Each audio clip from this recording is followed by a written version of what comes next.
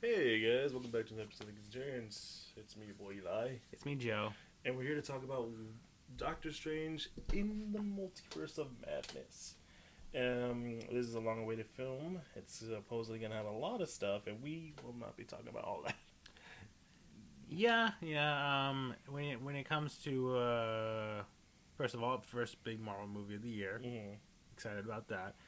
Second of all, this we're not gonna go that deep into spoilers. We might do one or two things that we feel like, Okay, we can talk about this one. yeah, we can talk about it. Mm-hmm. For the most part, it's gonna be very light on the spoilers, because yeah, there is a lot of stuff to talk about that happens in this movie.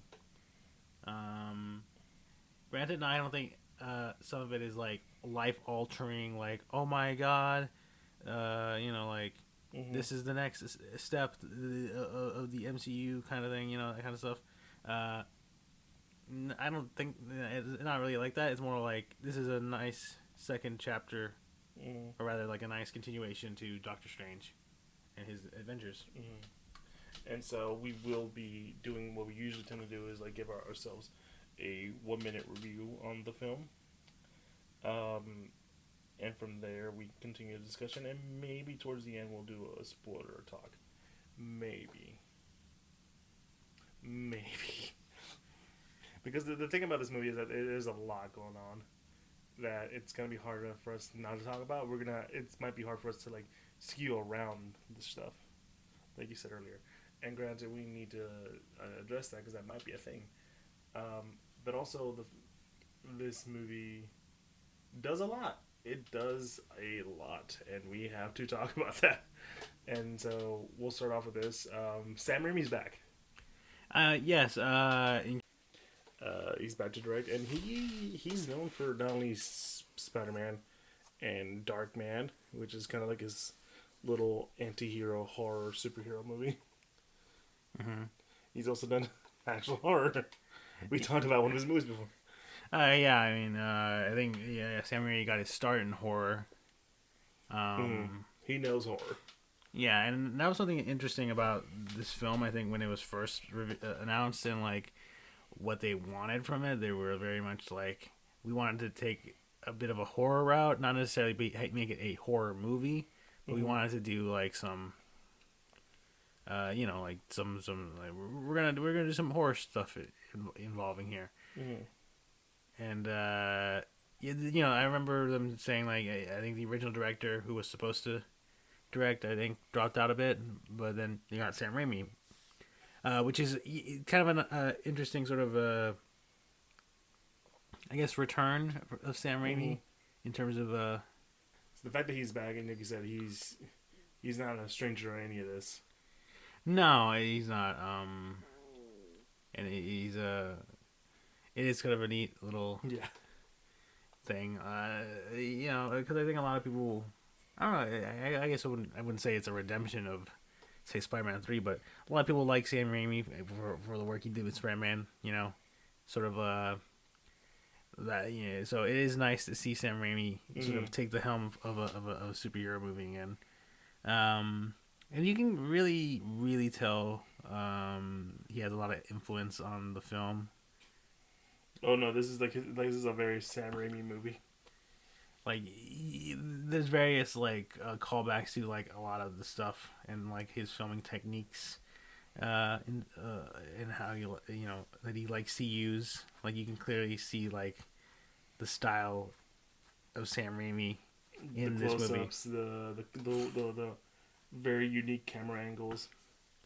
Yeah, it's very interesting. Mm-hmm. Like Doctor Strange movies apparently continue to be very visually uh, Mm-hmm. engaging. And this is one of those. Yeah. It's there's a lot of crazy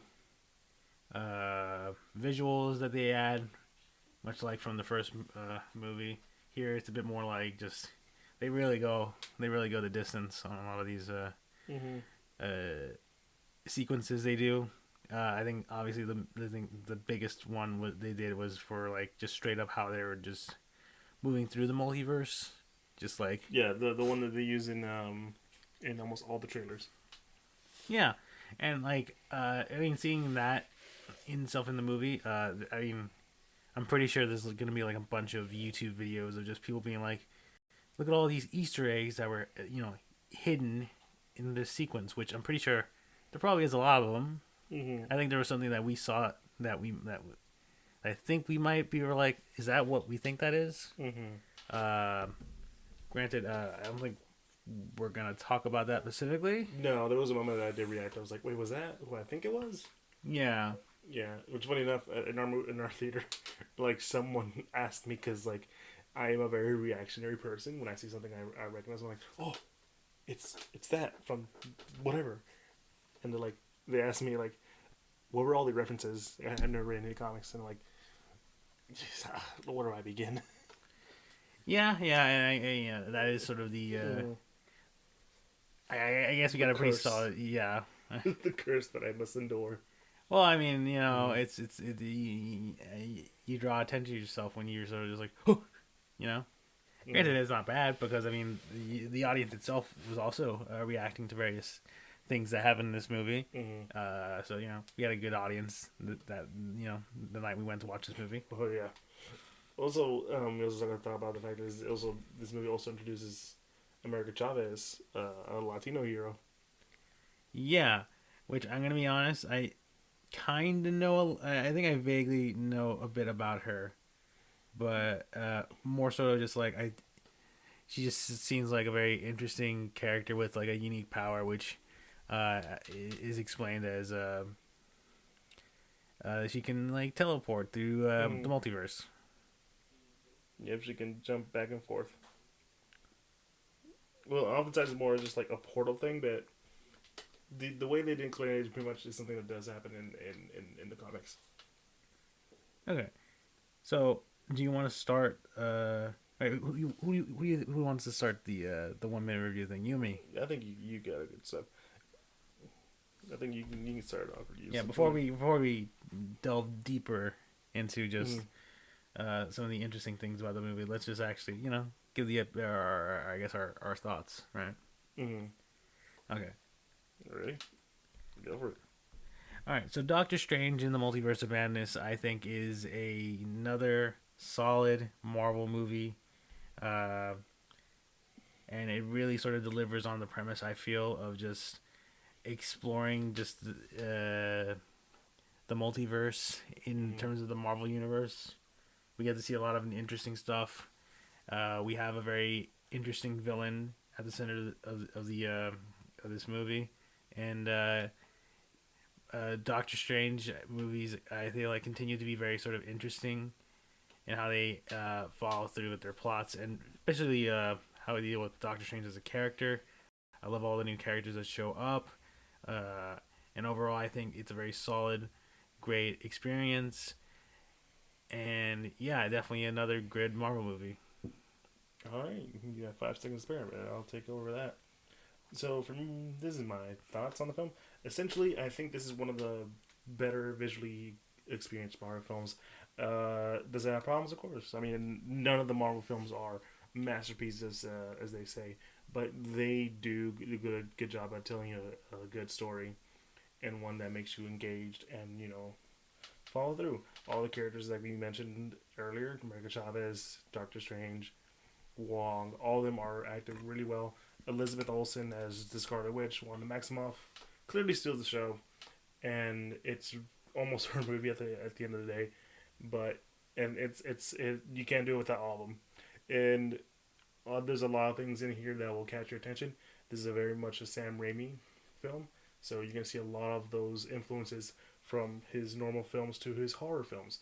And yeah, I guess my only complaint is probably the runtime. It's exactly a 2-hour film, and I feel like it could have been a little bit longer.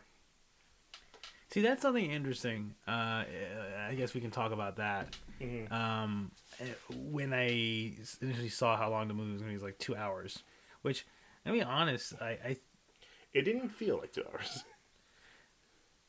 I guess it didn't feel like it is 2 hours long. They were able to cram a lot under 2 hours, and I feel like maybe giving it an extra 30 minutes could have fleshed out maybe a bit more of the world, a bit like a little bit here and there.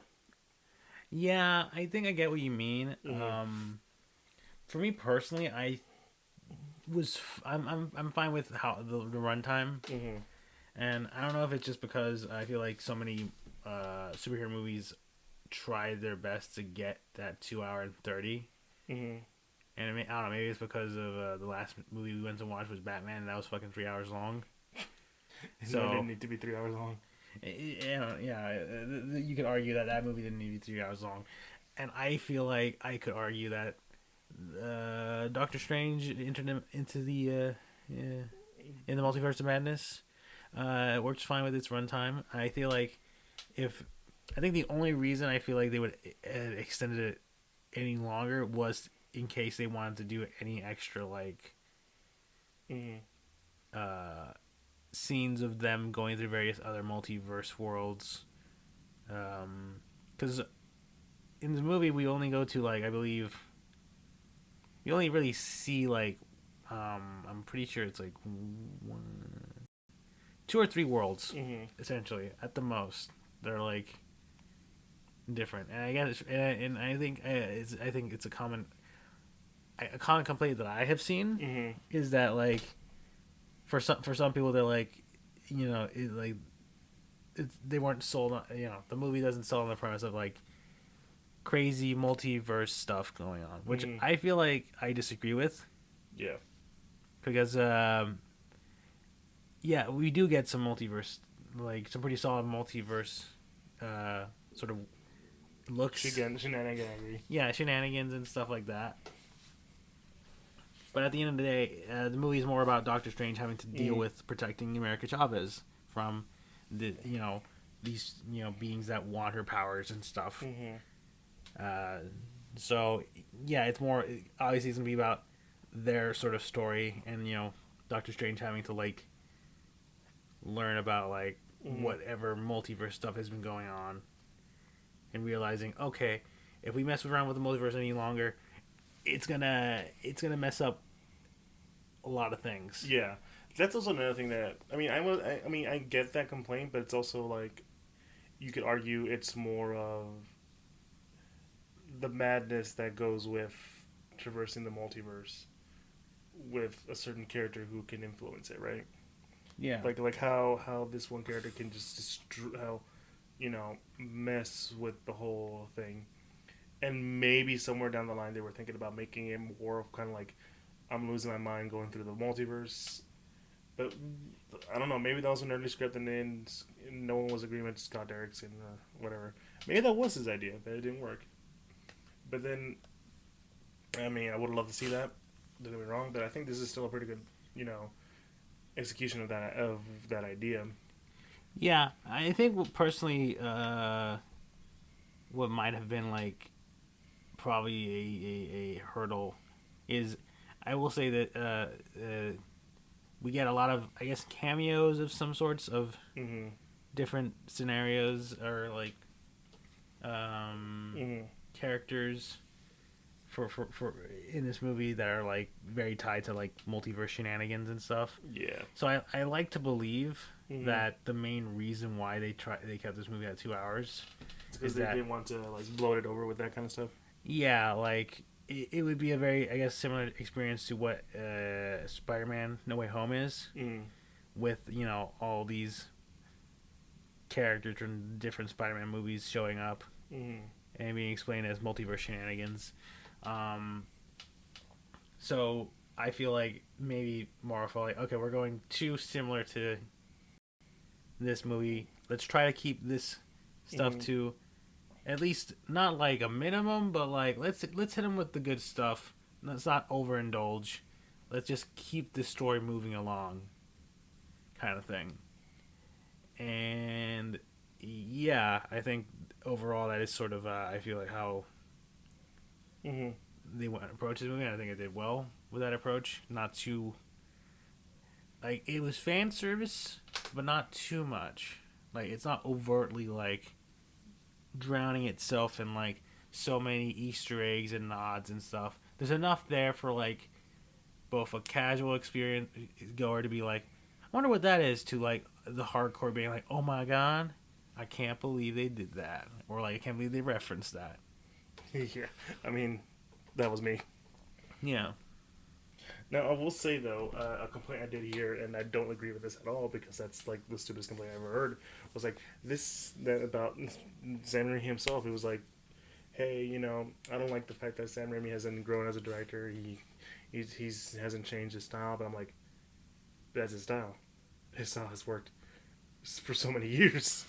There's a reason why he's a well-known director. Yeah, I mean, like, directors all have their own style and unique flair to how they make their movies. Like, obviously, the little change and, like, adapt and, like, do various different things, but, like, they're still going to have a very underlying style to it all. And it works. Yeah. Which what I find interesting about that critique, personally, for me, is that I feel like people like to harp on the MCU. Okay, we can talk about this too. Yeah, like they like to harp on the MCU being like too homogenized, like the movies feel the same, very samey. That's a common critique. So now we get, Doctor Strange, Multiverse of Madness, and we clearly see Sam Raimi just like in control, like so much of his influences in this movie, like you can like tell, like, oh, this is a Sam Raimi movie. It's very cheesy. Yeah, like there's a lot of like Sam Raimi-ness in this movie, and people are like complaining like, oh, I don't like his style or whatever. It's like, so wait, you mean to tell me like one of the most common critiques of the Marvel Cinematic Universe is that they're too homogenized, they're too samey, and now when they finally have a director who's allowed to like showcase his style and and his sort of like difference, like he's able to show who he is in this movie in a way, like you can tell like this is a Sam Raimi movie, not just a Marvel movie. This is a Sam Raimi movie, and now you're complaining that it's like, oh, I don't like how this style. It's like. Like I don't know. Maybe it's just different people of different sides of the spectrum, sort of complaining about it. But I feel like for most people, this would be like, oh, this is neat. I like this. No, yeah. I think it depends also on the director, because you can say the same thing with Chloe Zhao when she was doing the Eternals. That was very much her take, and it wasn't as great as everyone wants to agree. You and I have you have different opinions with Eternals, but we can all agree that it probably wasn't the best movie at the moment. I mean, yeah. I think that's just something that I think we talked about this in the Eternals review we did a couple months back. Go watch it if you haven't watched it. That like. Eternals isn't like the worst Marvel movie, not by a long shot, in my personal opinion, both within the MCU and like just other Marvel movies in general. But it's definitely just like it's definitely a movie. It needed to work. It definitely needed more work on it, which. But even then, like you have someone like Taika Waititi who's done his own thing with like Thor Ragnarok, and clearly with the next movie coming out, Thor Love and Thunder. Like, that is so you can totally see that being sort of like his thing. Yeah, like when you compare the first two Thor movies to both Ragnarok and now Love and Thunder, like you clearly see a shift in tone and direction that definitely comes from Taika. And obviously people love Thor Ragnarok more than say the first two Thor movies, and people are very, out of all the main Avengers, it is like super neat that Thor is like the one that still gets a movie after his like first three, right? Yeah. So, and even he said, the actor was like, if Taika's back, I'm coming back. Yeah, and I think that just goes to show how much. And same thing with James Gunn, because he was one of the first ones.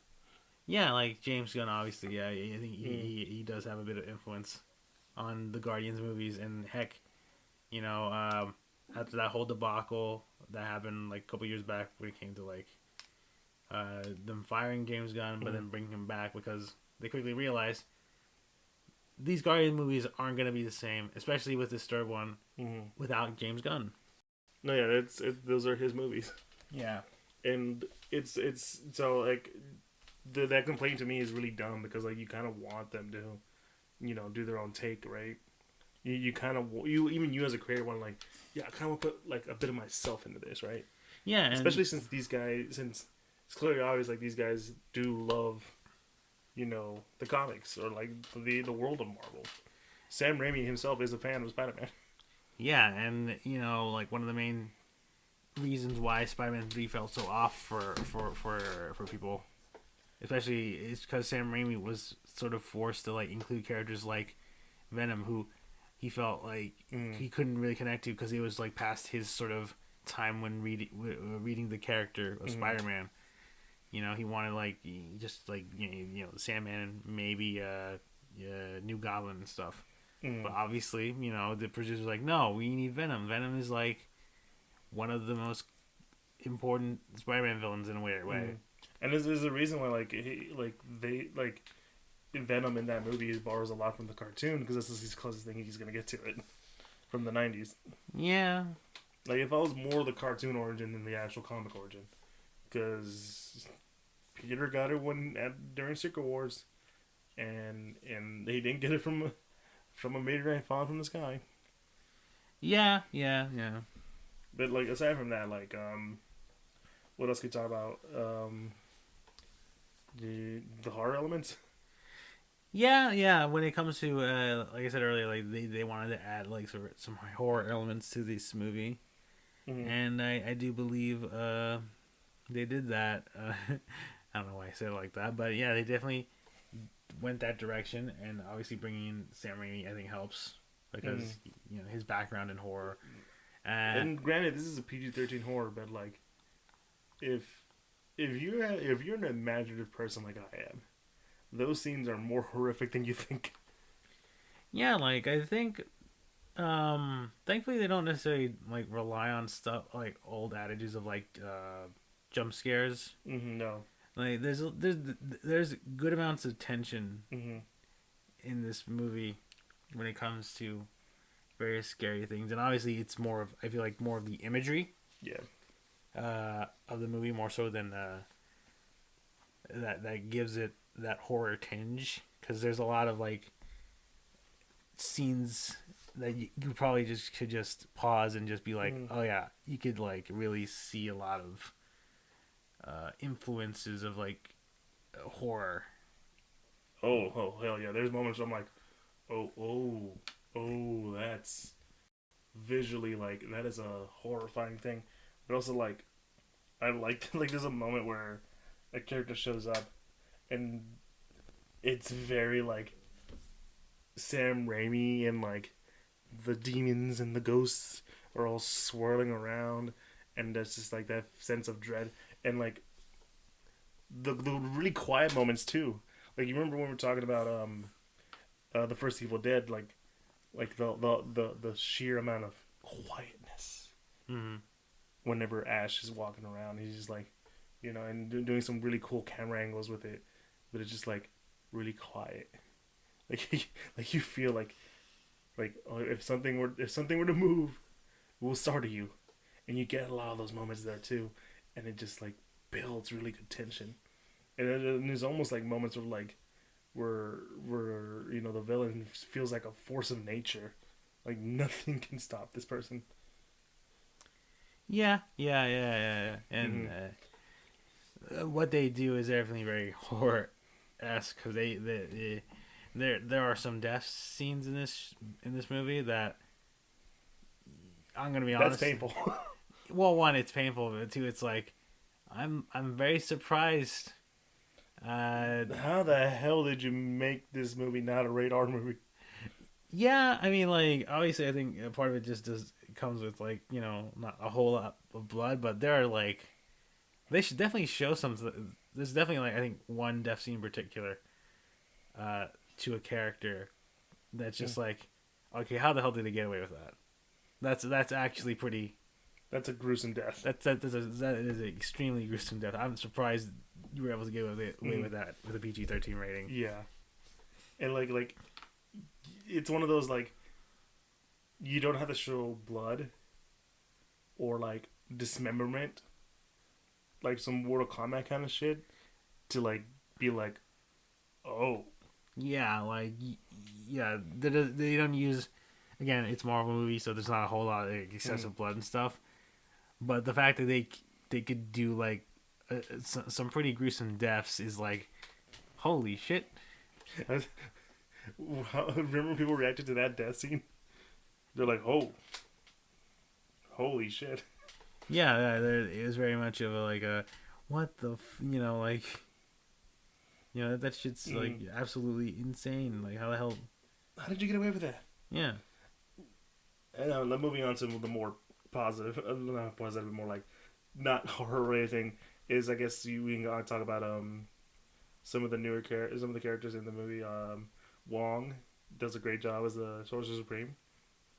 He seems like a good leader. Yeah, like we get to see, like, because obviously we get hints of it in both Shang-Chi and mainly in Spider-Man No Way Home. That Wong is the Sorcerer Supreme because of what happened with during the 5-year gap. Oh, also there's that. Oh, we keep going. Yeah, like so, it's nice to see like Wong being very active, like engaging in these various fight scenes and stuff. And like he definitely seems to be just sort of like a very standout character nowadays, which I think is pretty great for like a side character from the first movie. Especially considering his origins was always been kind of like, and granted this is Marvel of the past and not today. He was always kind of like Doctor Strange, kind of like a manservant. He was his butler. Yeah, which I mean, if you, I think it's just it's a solid update to the character. I mean, obviously, They still have that friendly relationship. Yeah, and to be fair, like if you want to take a similar thing, Jarvis in the comics was straight up just a old white butler, but for the movies they just turned him into a AI that helps, like a virtual butler who becomes Vision, which is a nice, clever way of like doing that character. And obviously, America Chavez who's the new character. I think she does a great job. I'm really happy to see a character like that show up. And I'm surprised they weren't shy about her past. The fact that she comes from another world, and in that world she has 2 moms. Yeah. It is, that's neat to see. I mean, I think Marvel has been like trying really hard with the because of stuff. Yeah, with the diversity, and it's small steps, but the small steps always lead to big ones. Especially since we know that America, who herself is queer, will have like a more prominent role in the later films.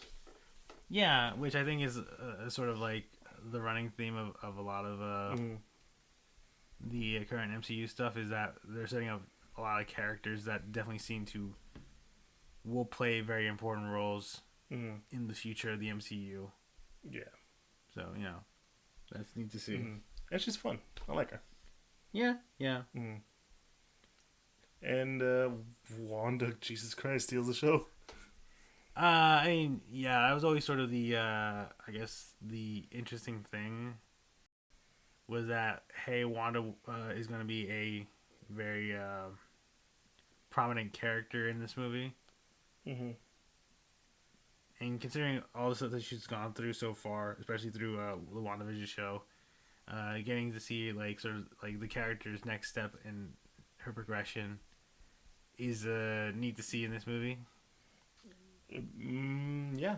No, not I meant that's bad, but I was like, no, yeah, just the stuff that she's able to do and the stuff that she essentially pulls off. Not just the character, but the actress herself, Elizabeth Olsen. this is like, this is what I'm saying. Like, it's her movie. She gets to act her ass off in this movie. And granted, she might have some cheesy lines here and there, but like, man, she was a force. She like helped make this movie as great as it is. And yeah, and I guess that leaves us Doctor Strange, and sort of what I was going to be referencing earlier, that there's a clear theme throughout this movie, is that like what makes you happy. Because earlier, there's a conversation, and this isn't spoiler. This is like the first 5 minutes, right? It's like, hey, Doctor Strange, right? So, are you sure you can have found a different way? Yeah, it's I forget. Like, he's definitely a character from like the first movie, I think a side character. But the main crux is that like, I got snapped away. I lost my cats. I think one of my parents died. So, yeah. I lost a wife or something. I don't think it was that, but yeah, he basically is like, the main crux of the conversation is like, hey, are you sure there wasn't another way of stopping Thanos? Are you sure like you had to let him win and wipe out half of the universe just so that we got it? There was a shot at beating him like 5 years later. And it all kind of trickles down to like, Strange had come to the fact that he would have gone with any option, and that's probably the best option. Not to say like he couldn't have found a better way, because they do address that, but it's more of the idea that Doctor Strange himself would have, done anything. And just like, it doesn't matter whether there was a better option or a worse option, he would have done anything, no matter the consequence. See, I always just, for me, I feel like it's more sort of like that's Doctor Strange himself has always been very sort of an analytical person trying to find the best solution. Even if it's gonna, like, I mean, he himself sort of justifies it as like, it was a war. I had to make a call. And to be fair, like, he in Infinity War, he himself was like, initially like, hey, listen, it's a time stone. I have the time stone. If that means sacrificing you and Spider-Man over here, Tony, then that's what I'm gonna do. Fuck you. Yeah, and obviously he doesn't do that because for him, like, the only true way was what happened, because he used the time stone to peer through like so many different possibilities, and he felt like that was the only one. And yeah, like you said, this movie does sort of kind of go into like, hey, this might have been like here's a sort of an alternate take about how that would work, but it still sort of ends with very much a lot of destruction, loss of like a very important character, such and so, blah blah blah. Pretty much it's like it doesn't matter if the option would have been good or bad. It's that he would have. It's the reason is that why he would do it. Yeah. Right, because like, because in the other ones he didn't think about it. He didn't really care. He was willing to go that far, but in this one, we all know that at least our Doctor Strange has a modicum of like, thinking of others.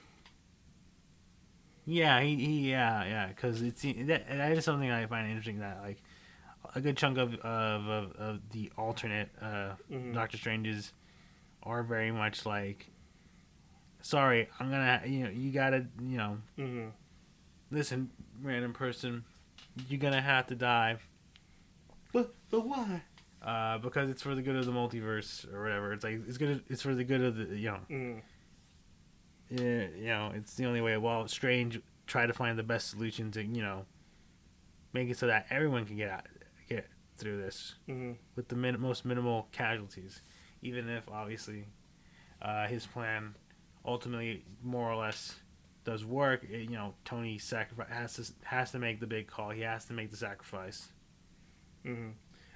And obviously, we see the effect of like how he feels about this kind of stuff, and that's why the big question is, and throughout the film is like, what is happiness, right? Yeah, I mean, to be fair, a good chunk of it is also just, and this again in the first 5 minutes is that, hey, Christine, Doctor Strange is like sort of major love interest, gets married, and obviously she asked him, "Are you fine with this?" Like he's like, "Yeah, I'm happy." Which we talked about. It was like it felt very much like a Spider-Man 2 situation.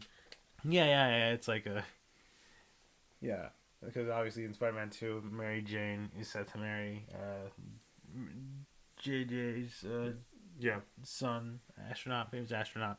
Um, but obviously in that movie, that sort of just ends in a. yeah. She just leaves. Yeah, she just sort of leaves him at the altar to be with Peter, and Kind of a dick move, but yeah. well, I mean, love. Love is a weird thing. Yeah, it makes people do dumb things. As we see in this movie. Yes, you would be correct on that front, because we do get to meet at least one Doctor Strange that was like, I just want to be with Christine, and I did all these things, and yes. One, what if? Yeah, but no, those were all like fantastic things about the movie. Obviously some this is going back to the cameos, right? Not to say who else shows up, but let's just say there was a musical cue that made us go, oh. Yeah.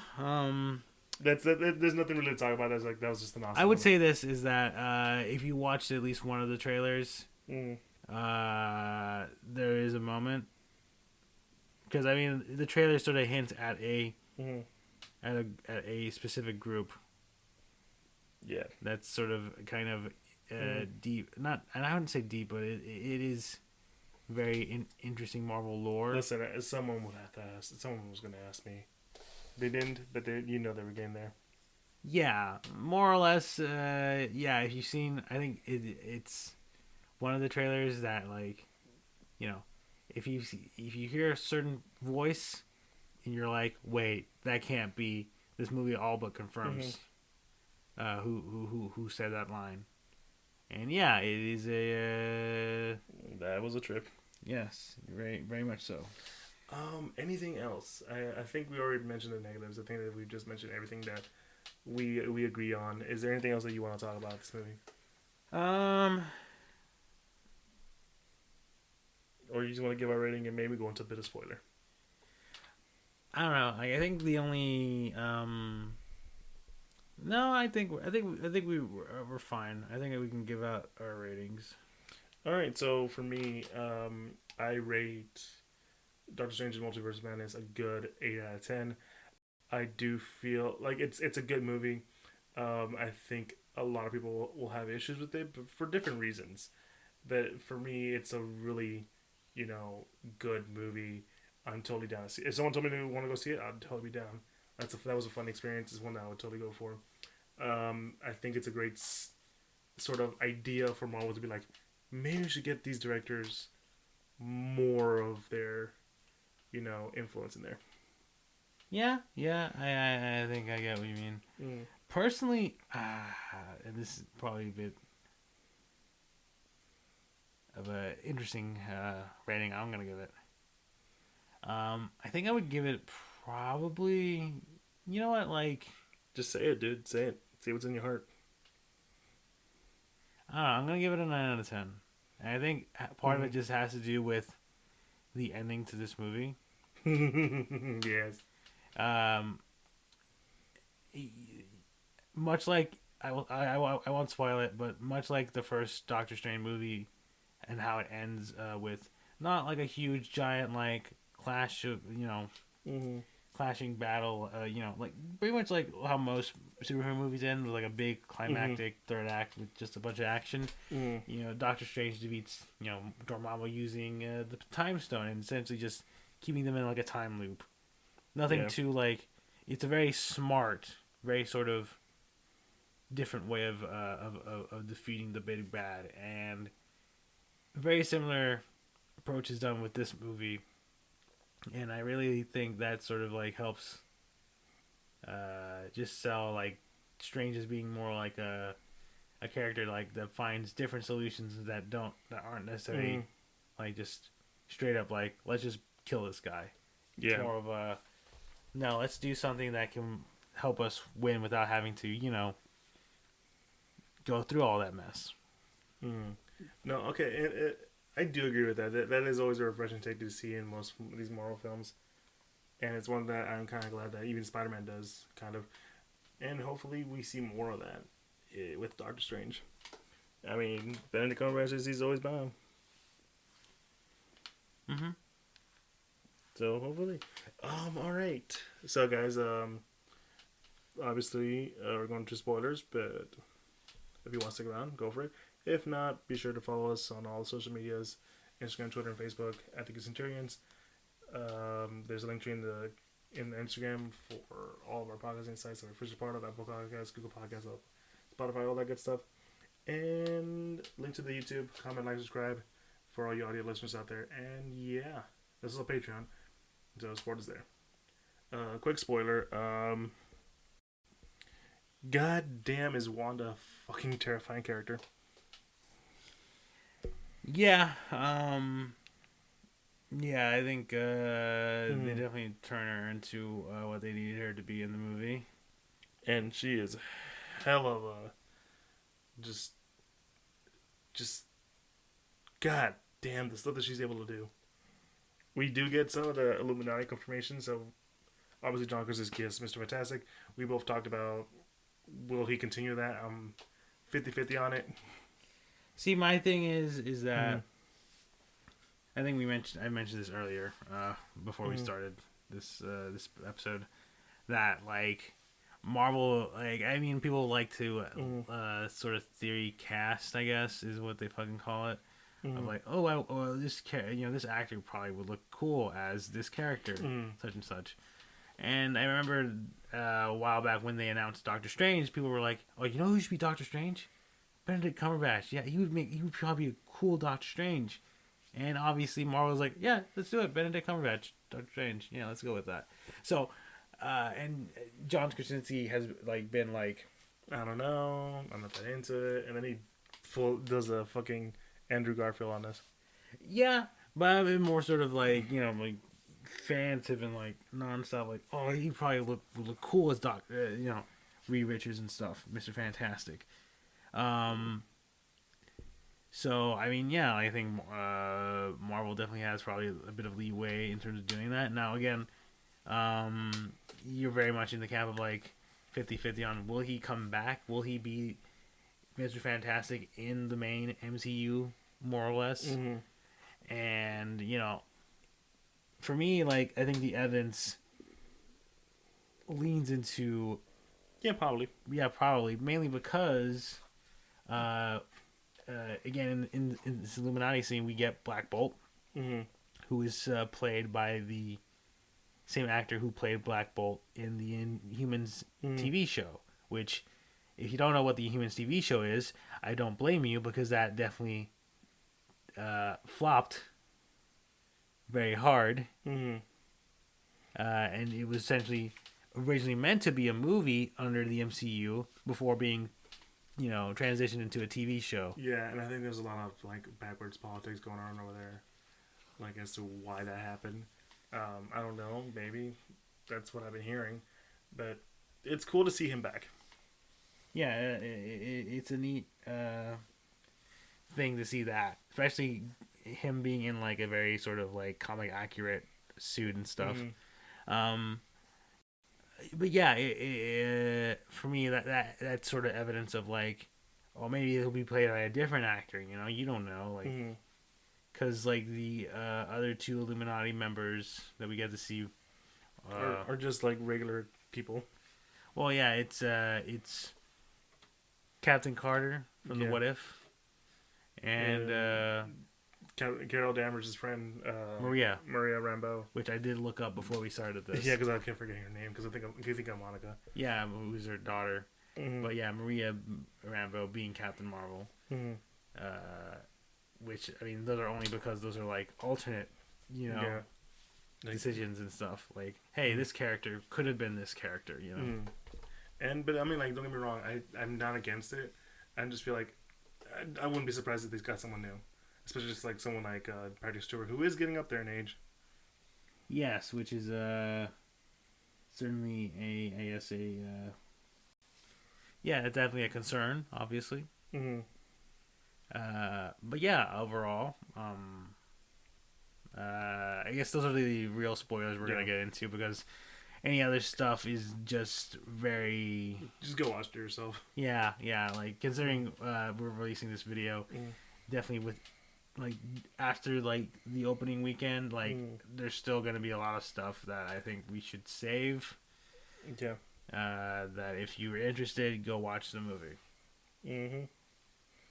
And that's about it. You guys have a good one. Peace.